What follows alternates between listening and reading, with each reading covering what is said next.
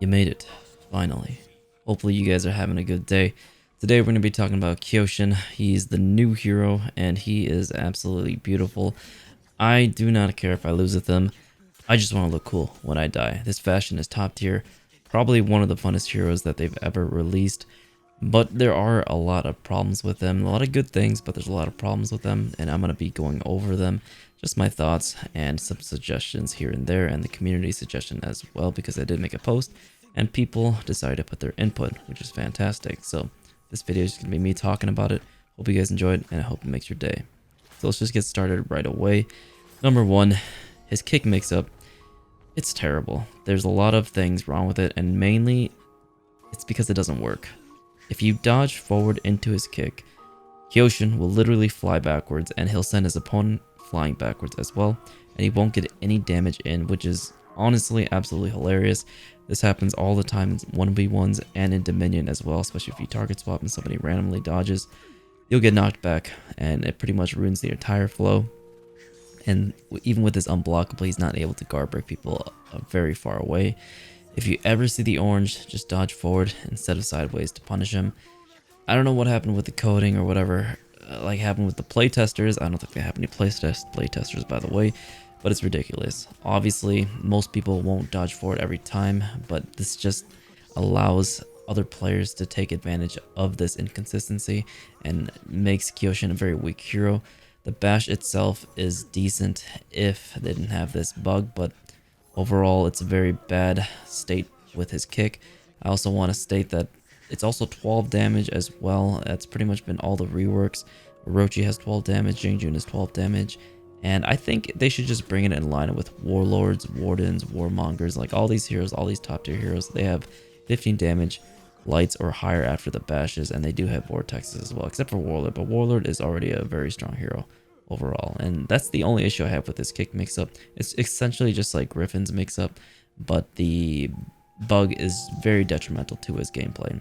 Second thing I want to go over is his guard break range it's absolutely terrible. I don't know what it is. Even if you do it unblockable top heavy, sometimes you're not going to be able to get the guard break off the opponent if he back dodges. It's very weird. It feels like Armusha T-Rex arms. That's a very short thing that I want to go over, and it's really annoying. Let me know how your experiences are going with it, because my experience is that I keep whiffing my guard breaks all the time in 4v4 and in 1v1, so it's not fun doing that funny animation where he just lifts his arm all the way up and just misses it. Honestly, guard break whiffs are just absolutely hilarious. Anyways, the next thing I want to address is his full block. This full block, it's not okay, and just let me tell you guys why. Obviously, it's probably one of the coolest moves in the game right now, but I'm going to address the major issues with it right now. The move is overpowered and underpowered in different ways. Now, one really big issue is that I think most players will be able to do this, but when you're in your full block, you cannot be guard broken out of it, because once they start the guard break indicator and you can react to that, you can throw out a light attack right away, and initially means that you pretty much lose 20 HP if you decide to go for the guard break on the Kyoshin. And so having that invulnerability, is what I should say, is very unhealthy for the game, because one, it means that the Kyoshin pretty much can do whatever the heck he wants there. Unless you have a bash, a forward bash to break him out of it, you can't throw it a light or a heavy at all. And that's the biggest issue with him right now when it comes to his full block. That's the overpowered aspect of it in 1v1 scenario. And after you take that invulnerability away, the full block isn't that dangerous. Obviously on PC it's not that big of a deal, because if his attack comes from the right side, it's going to be a light parry. If his attack comes from the left side, it's going to be a zone attack. And after that, you know, only has that top unblockable, and it doesn't have any tracking, I would say. I mean, at least compared to Blackprier's right to left unblockable, that one tracks so many things, even when someone back dodges. The full block itself, the only unhealthy aspect of it is pretty much staying there the entire time without any stamina drain whatsoever. The stamina drain is also a really big component to his overpowered aspect of it. Otherwise, you know, they should just give him a little bit of some stamina drain, because every other full block has stamina drain. Even Armush's, Conquerors, Warlords as well, they drain over time when they're held. And I think that would be a lot more healthier and be more consistent, because in 4v4, a lot of the Kyoshins will just stand there and you can't really do anything in a 2v1 scenario because he'll be able to punish you when you do try to attack the other enemy.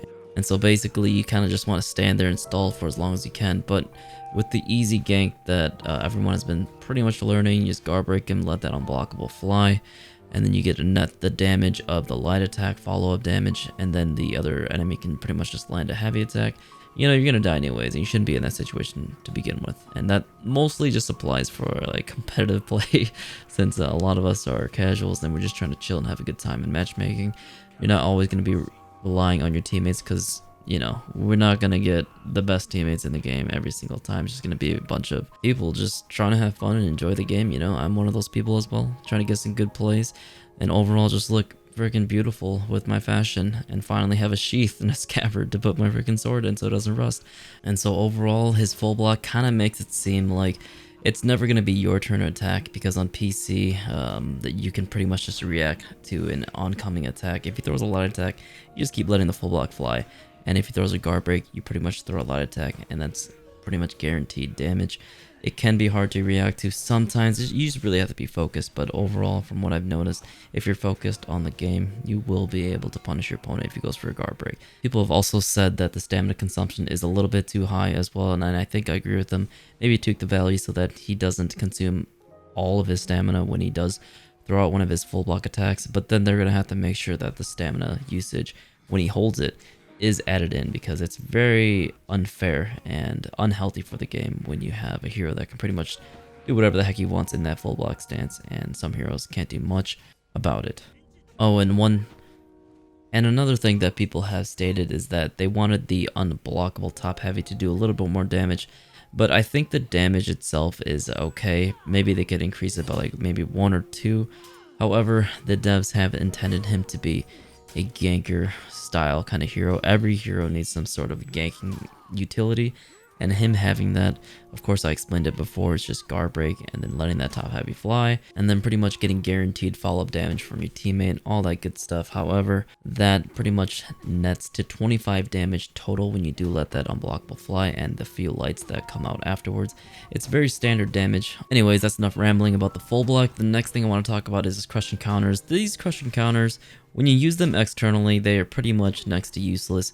I would not recommend using them, because if the hero that you're crush encountering the external attack, if he has an unblockable follow-up heavy like Jing Jun, feel free to take that heavy to the face and sign your grave, because it just doesn't hit anybody. It doesn't hit anybody like Warlord's crush encounter, or even Highlanders, which is pretty much the best crush encounter in the game in my opinion. It's just he moves so far backwards and it'll still track them.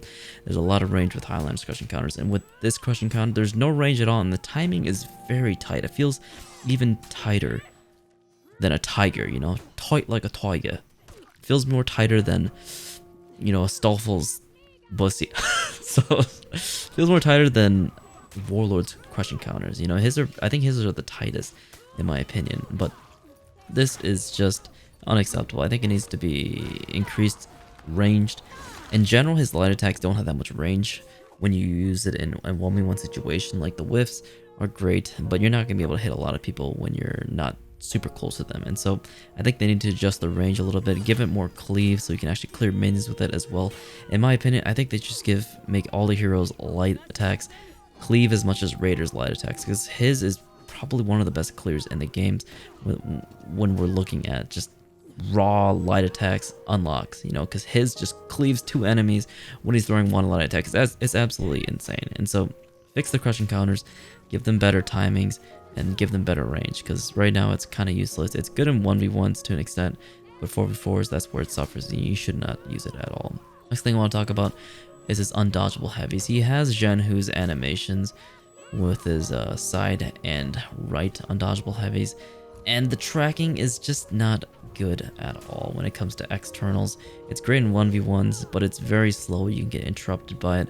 What's the point of having undodgeable heavy for the mix-up within your bash if you just get interrupted?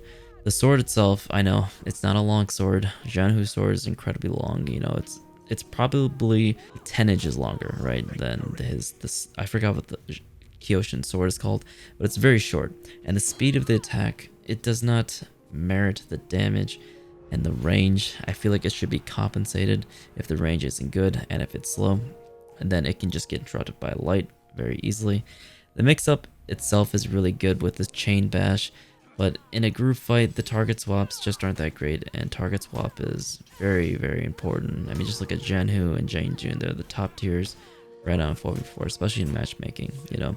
And so I wish they would fix that, maybe make it a little bit faster, or just increase the tracking and fix the damage values.